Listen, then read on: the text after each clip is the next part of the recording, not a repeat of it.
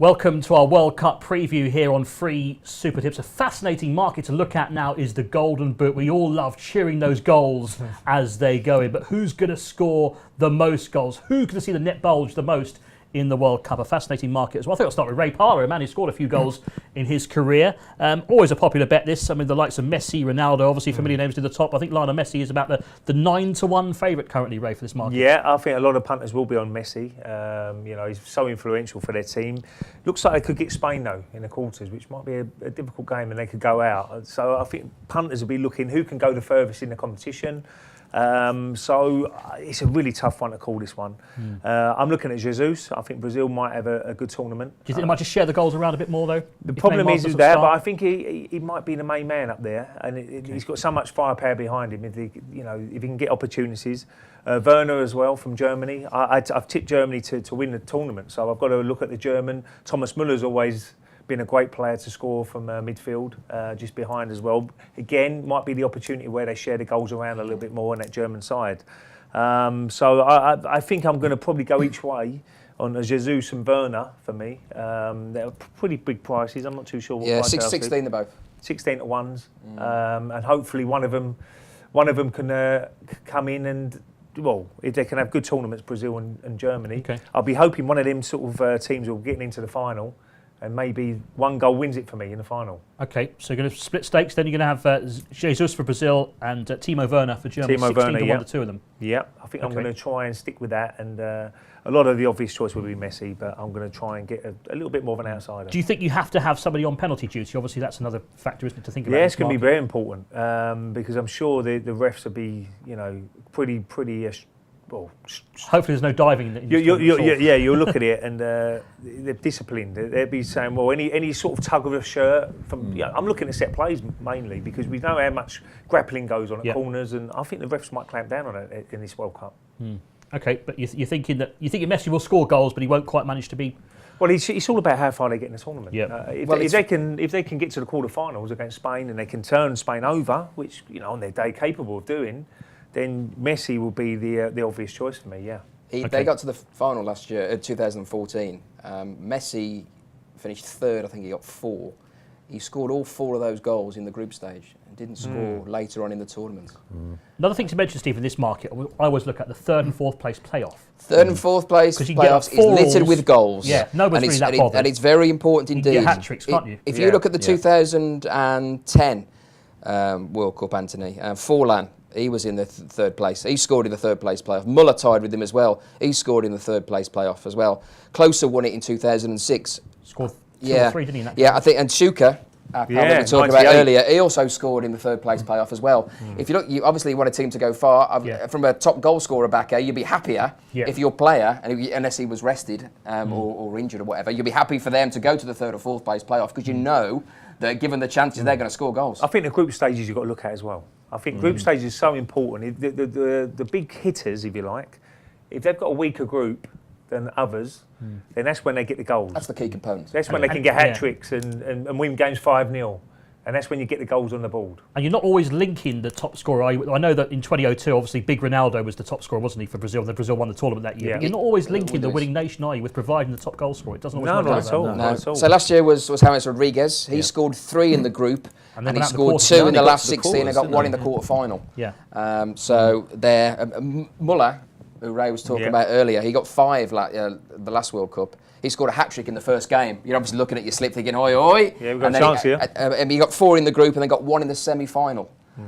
He didn't score for a few games. The group.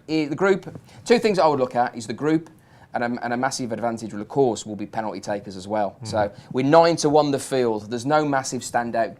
Are you betting on how many goals win it?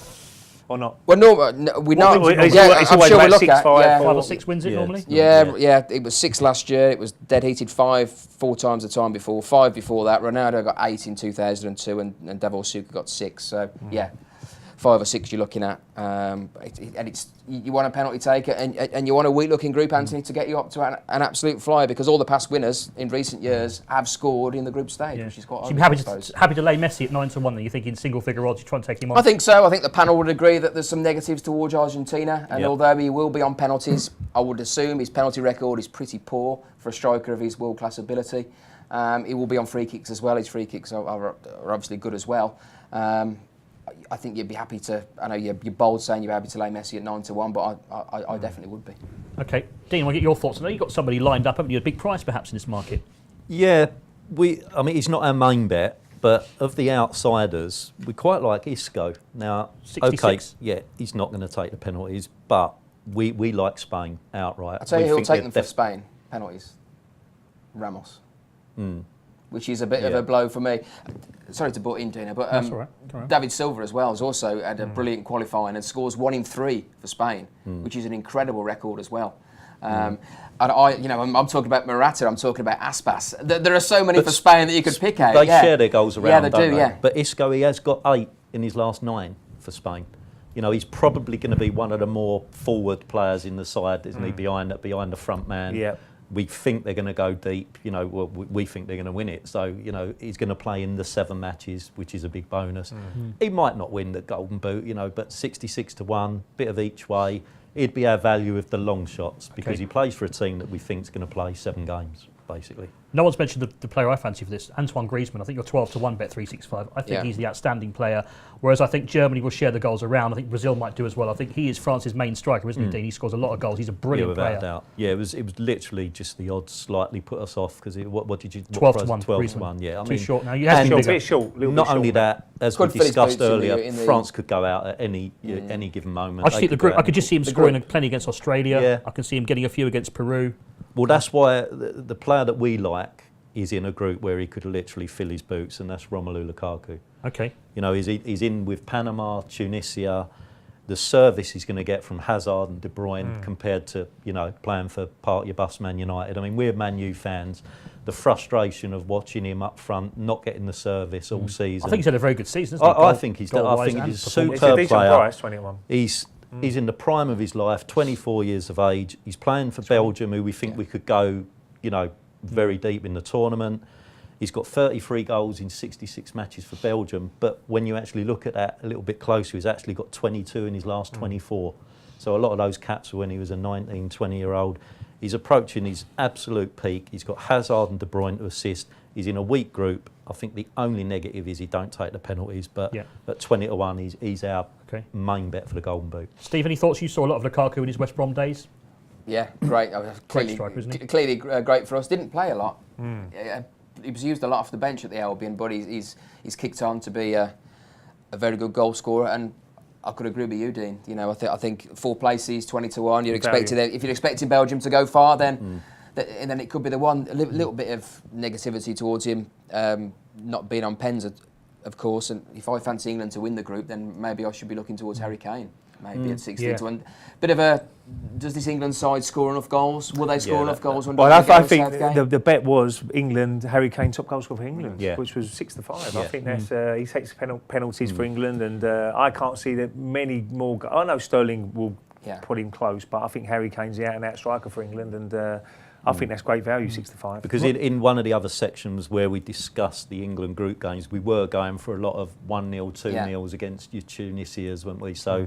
Maybe England ain't going to get enough goals for Kane to win that. It's a fair point. But the 6-5 for him to be England's top scorer, that does look good. Yeah. Ray, how much of a negative for Neymar backers is it? Obviously, he's missed a lot of the season. He's coming in here. There's talks about he's not going to be fit until the first week in June. He's second favourite though at 10-1. But well, you've got to put him up there. I mean, the bookmakers would be silly to put him out to some sort of price of like 15 or 16-1 or 20-1 because how good he is if he is fit. You know, they don't know how hard he's working behind the scenes and how fit he is.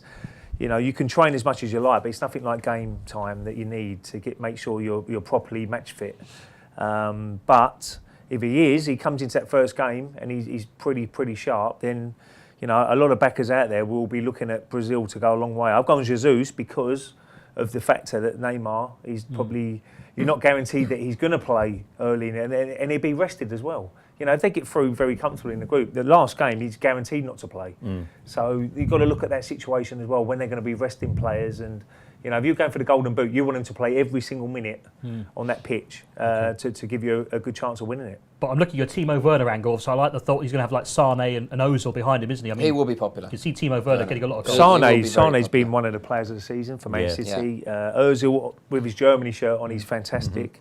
So Werner, I mean, 16 to 1. Price is factored in. I think that's a bit on what he's done so far. I think if you're a punter, you would be hoping for a little bit bigger than that. I think we've just factored that 16 to 1 in, trying to keep on the right side, because I think it will be. You're looking at Germany going far, and you're thinking, well, who's going to score the main goals? They've heard a lot of good reports about this guy and want to see him. So.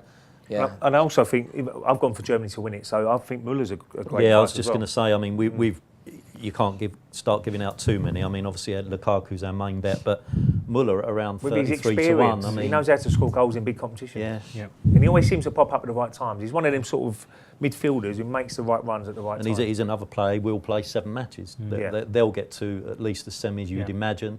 You know, so. Very quick word on the Uruguay star men. Obviously, Ray, we mentioned, obviously, are we thinking that Suarez and Cavani might sort of share the goals, which might sort of put you off back in one or the other? Yeah, it's a difficult one. Who would be a top goal scorer for Uruguay? I don't know if there's any betting. They've both got great records, haven't they? Absolutely. Cavani, we know how good he is, and Suarez, you know, he's been brilliant since he signed for Barcelona. He's brilliant at Liverpool. We all know Suarez took the last penalty as well, I think. What sort of player he is. So if I had to pick one or the other, I'll go Suarez to be outscoring Cavani.